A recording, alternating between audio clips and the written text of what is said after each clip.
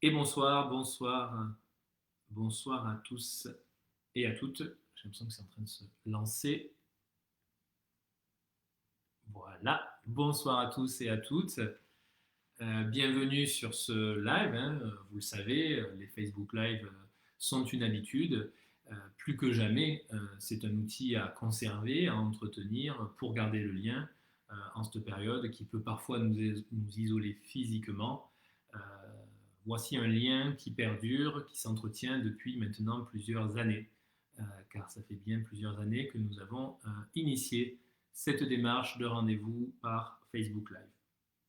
Alors l'objectif évidemment c'est de faire le point sur notre groupe Les Actions Le Gros du Roi. C'est ça, garder le lien sur la vie sociale de cette ville que nous aimons tant. Et ce rendez-vous était prévu la semaine dernière. En effet, la semaine dernière, nous avions prévu de nous réunir et de proposer ce live. Euh, Toutefois, nous avons choisi de l'annuler au dernier moment. En effet, au sein du groupe, nous avons tous été affectés par un drame qui d'ailleurs a affecté toute la population, je pense, locale. Et c'est pour cette raison qu'il nous a paru pas opportun de maintenir ce rendez-vous. Ce n'était pas le moment. Ce n'était pas le moment d'avoir cet échange. C'était un temps différent, un temps de recueillement, et nous l'avons suivi. Aujourd'hui, nous nous retrouvons et nous souhaitons, parce que ce rendez-vous, nous le souhaitions, nous avions une vraie volonté de nous retrouver avant la fin de l'année pour échanger sur quelques points d'actualité. Et donc, nous le faisons aujourd'hui, alors même que viennent de débuter les vacances de Noël. Certains peut-être ont pris le chemin de la montagne. On sait très bien les conditions cette année des stations de ski. Peut-être aussi certains ont pris le chemin de leur résidence secondaire au Gros du Roi, à Port-Camargue, au Boucanet, en centre-ville, puisque, vous le savez, euh, privé de remontée mécanique, il est peut-être aussi intéressant de faire un réveillon au Gros du Roi cette année, et vous l'avez, un réveillon de Noël, et vous l'avez aperçu encore cet après-midi avec les belles conditions climatiques. J'étais cet après-midi avec ma fille sur la plage, et c'était un plaisir de promener au grand air en cette période de décembre. On se voit pour aborder certains sujets. Un qui nous a plus lâché depuis le mois de mars, c'est non pas les élections, bien sûr, mais le Covid, effectivement. Le virus du Covid ou la maladie Covid, on l'appelle comme on souhaite. C'est quand même un phénomène mondial qui aura profondément marqué toute l'année. Ça, je crois que c'est incontestable, c'est pas un scoop. Néanmoins, ce qu'il faut avoir à l'esprit, c'est l'évolution de cette épidémie ou de cette pandémie. En effet, vous l'avez vu, après une baisse récente, les contaminations réaugmentent à nouveau, y compris dans la région. Le professeur de la Poussée au CHU de Nîmes s'est exprimé récemment pour dire que la troisième vague était déjà là au CHU de Nîmes et donc dans le Gard. Aujourd'hui, on le sait, le virus circule un peu plus. Le R0, qui est le nombre de personnes que contamine une personne, est passé au-dessus de 1. Ce sont de nombreuses informations. En tout cas, le message, pour le dire plus simplement, c'est soyons prudents parce que le virus repart bien. Euh, Ça ne veut pas dire que nous devons tout arrêter, et je crois que le déconfinement que nous vivons en est l'exemple. Ce que ça signifie, c'est que nous devons être prudents et maintenir et continuer à faire les gestes barrières.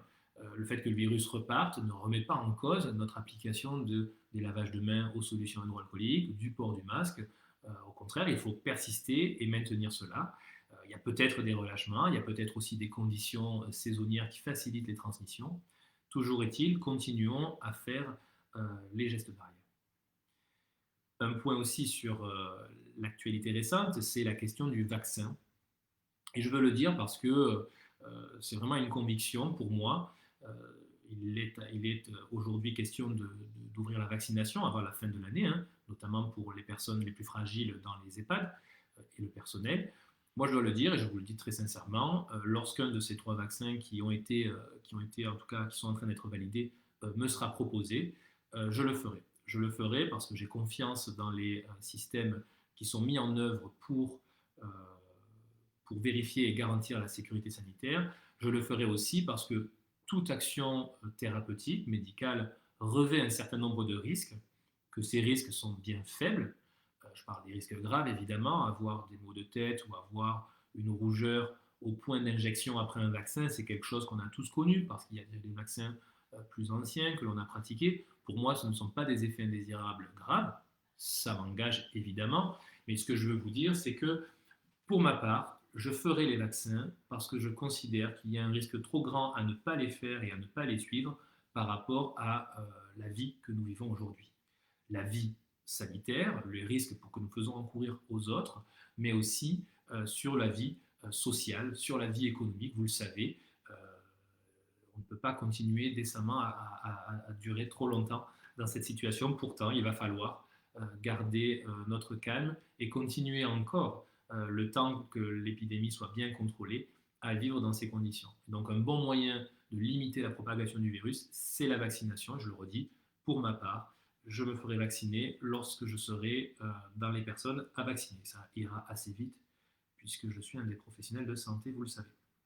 Je voulais le dire, c'est important, chacun a son opinion, je la respecte, mais c'est ce qui nous engage.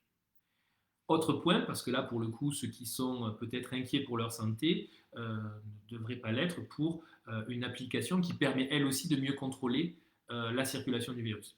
Il s'agit de l'application Tous Anti-Covid que j'ai installée depuis quelques mois, en fait, voilà, dès qu'il y a eu la deuxième version.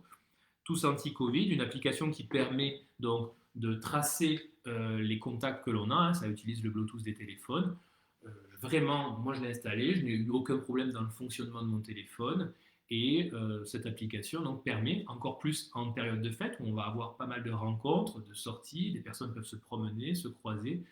Plus que jamais, il est important, quand on voit la circulation active du virus, de pouvoir installer ce dispositif, car on est nombreux à disposer de smartphones, c'est 80% des Français quasiment.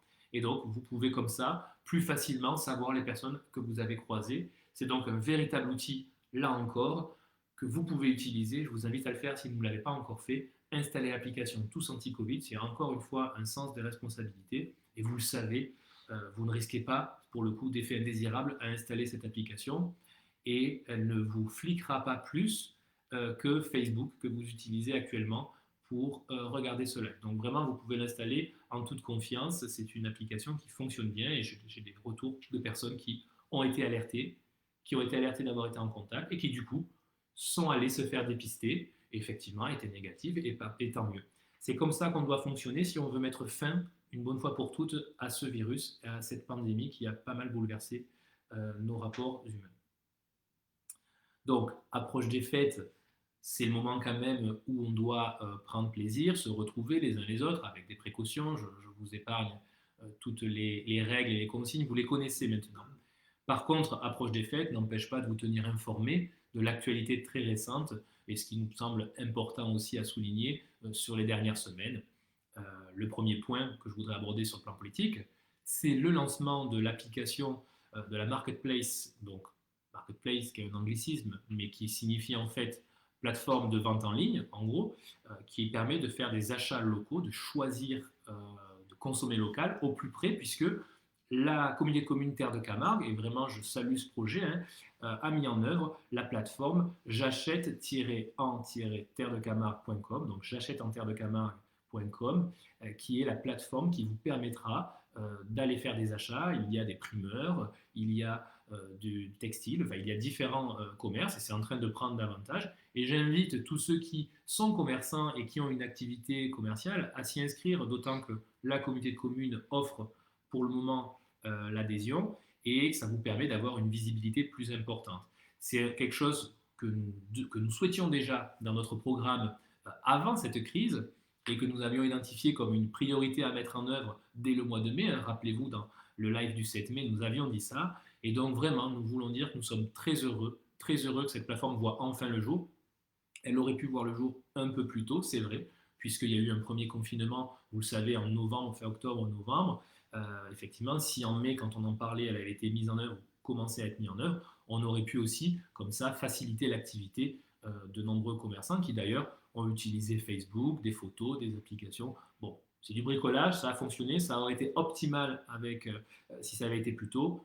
Maintenant que c'est lancé, moi je vous invite à aller au moins visiter ce site car c'est vraiment assez bien fait. On peut connecter, on peut aller récupérer en click and collect et ce sera toujours utile Évidemment, s'il y a un troisième reconfinement, ce qui est possible, je ne veux pas vous saper le moral, mais surtout pour l'avenir, pour faire la promotion, je m'adresse aux professionnels, pour faire la promotion de vos produits, de votre image, vous le savez, c'est un vrai outil et aujourd'hui, il ne sera évidemment pas question de concurrencer le leader mondial, mais par contre, les consommateurs qui aspirent à choisir et à consommer local vont avoir aussi cette possibilité de pouvoir consommer local en utilisant leur ordinateur, puisqu'ils consomment déjà avec leur ordinateur. Donc c'est une vraie avancée. On voulait la saluer parce que nous aimons bien exprimer et encourager les belles initiatives et nous le ferons toujours au cours de ce mandat.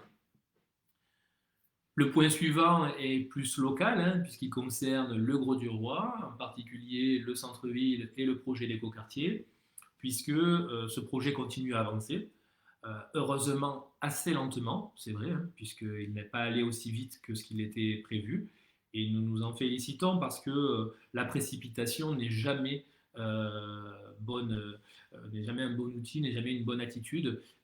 Et nous le disons depuis le début, il faut prendre le temps. Il faut prendre le temps pour un projet aussi important. Il faut prendre le temps pour le dernier terrain potentiellement constructible. Il faut prendre le temps parce qu'il y a des équilibres. Il y a des équilibres on va dire démographiques, parce qu'il y a des équilibres aussi économiques et qu'on ne peut pas comme ça décider sur un coin de table que l'on va faire pousser là un quartier accueillant plus de 1000 personnes, 500 véhicules, enfin je ne sais combien de familles. Voilà, je crois qu'il faut prendre le temps et tant mieux si ça ne va pas aussi vite. Néanmoins, ça avance. Ça avance lentement puisque nous sommes en plein dans la phase de l'enquête publique, vous savez, cette phase qui est nécessaire et indispensable pour pouvoir rendre le terrain constructible. Une façon de vous rappeler qu'aujourd'hui, ce terrain n'est toujours pas constructible du point de vue de la loi et qu'aucun chantier ne peut démarrer, aucun permis de construire même ne peut être déposé. Parce que du point de vue du plan local d'urbanisme, ce terrain est à urbaniser, c'est-à-dire qu'il est identifié comme une zone potentiellement pouvant recevoir un projet d'aménagement. Et là, nous sommes dans la phase de consultation via l'enquête publique qui va s'étaler jusqu'au, je crois, 14 janvier, mi-janvier en tout cas. Donc déjà, on salue l'élégance de notre maire d'avoir choisi la période des fêtes hein, pour permettre à la population et aux riverains de s'exprimer sur ce sujet d'envergure et d'avenir hein, sur la commune, puisqu'il s'agit quand même d'un projet qui nous engage sur 15 à 20 ans, hein, c'est pas rien. Voilà, la période des fêtes, c'est pas une période propice pour se déplacer et se mobiliser.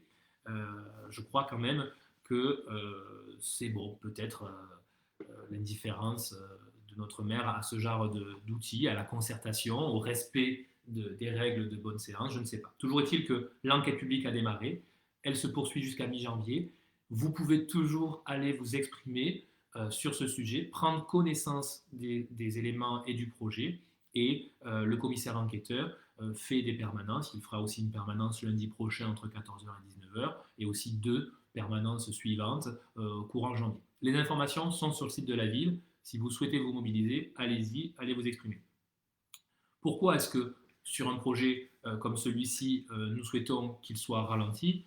C'est parce que nous pensons ne pas être entendus et nous pensons qu'il faut surtout revoir le projet à la baisse à la fois en termes de coûts, parce que pour le moment, on a l'impression qu'il va engager durablement les finances de la ville, mais aussi à la baisse dans son objectif de population à atteindre.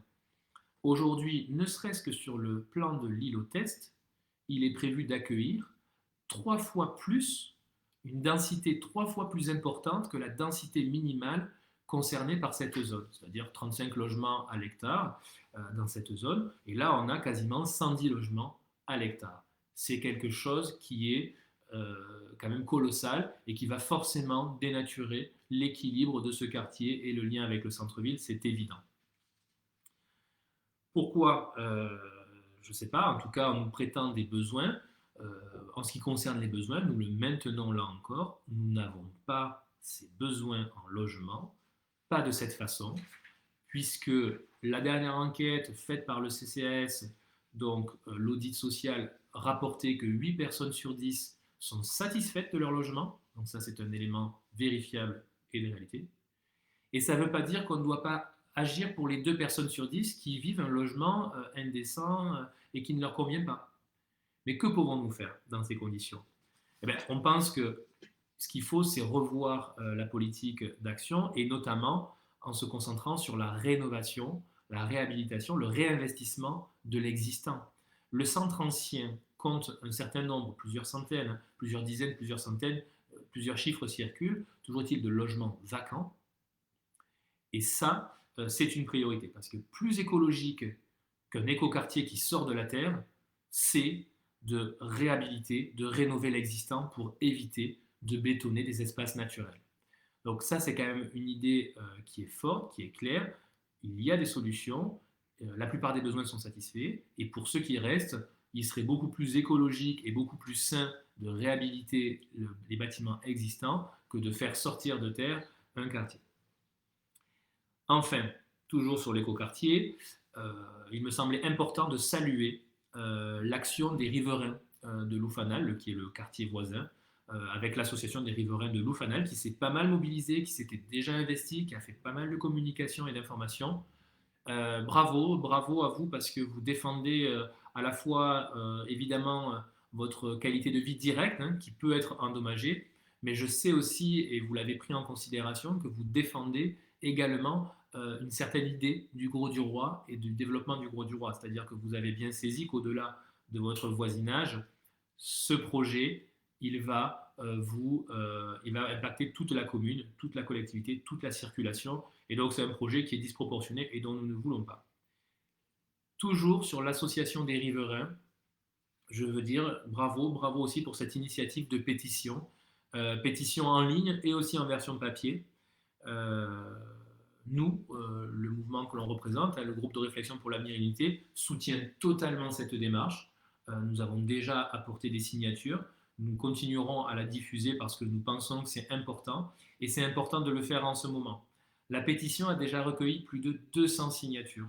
Ce n'est pas rien et toute personne qui se sent concernée par le Gros du Roi, toute personne qui aime le Gros du Roi devrait signer cette pétition. Moi, je vous invite à en prendre connaissance, à vous informer. Et lorsqu'on a les éléments et les informations, on s'aperçoit de la dangerosité de ce projet, dangerosité pour nos équilibres à venir. Donc, vraiment, c'est l'occasion, avec les fêtes, vous pouvez, avec les fêtes, parlez-en autour de vous, faites passer le message et signez la pétition. Il existe une version papier, c'est-à-dire quand je dis 200 signatures, je ne compte pas la version papier qui est qui circule aussi par d'autres moyens.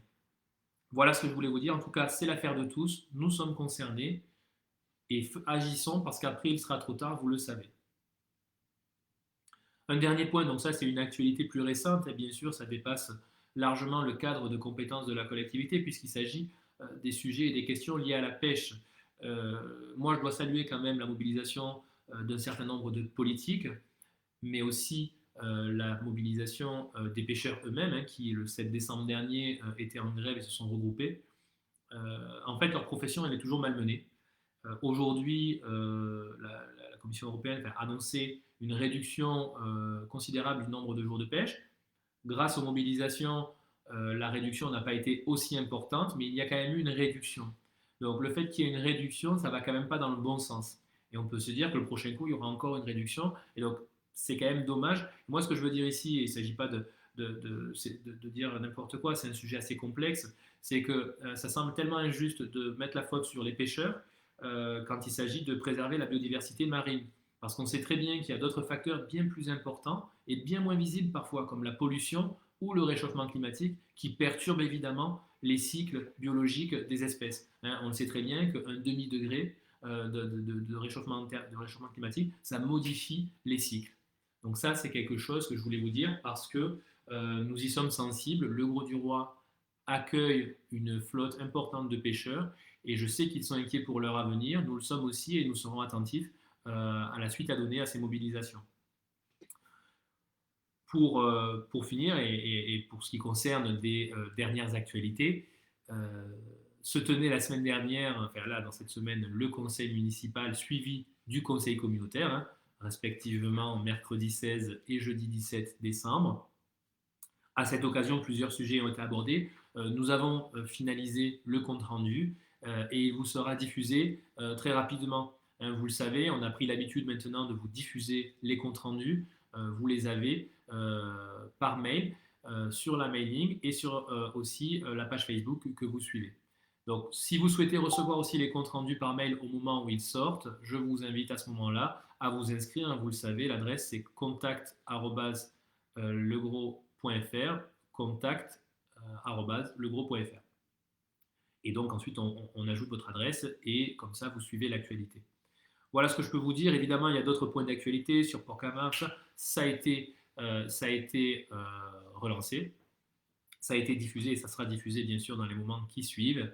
Et pour finir, sur une note plus conviviale, vous le savez, ce soir a lieu l'élection de Miss France et je vous invite à soutenir Ilana Barry, qui est quand même une fille qui a grandi et qui vit ici sur notre territoire. Elle est Miss Languedoc-Roussillon, elle défilera ce soir pour remporter, espérons-le, le titre de Miss France. Je vous invite ce soir à suivre la cérémonie sur TF1 évidemment, où vous pourrez voter massivement pour soutenir la candidate de votre choix. Et j'espère que la candidate de votre choix, ce sera Ilana Maris. Voilà voilà ce que je voulais vous dire sur ces sujets. Moi, il ne me reste plus qu'à vous souhaiter une bonne soirée, de bonnes fêtes de fin d'année, évidemment. Hein, une année qui a été si particulière, je crois, chacun peut en faire le bilan.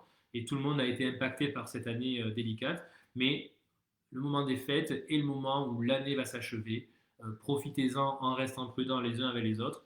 Et moi-même, je reviendrai vers vous très rapidement pour vous exprimer mes vœux ainsi que ceux du groupe pour la nouvelle année qui commencera de façon particulière, mais qui j'espère verra notre victoire contre la Covid, évidemment.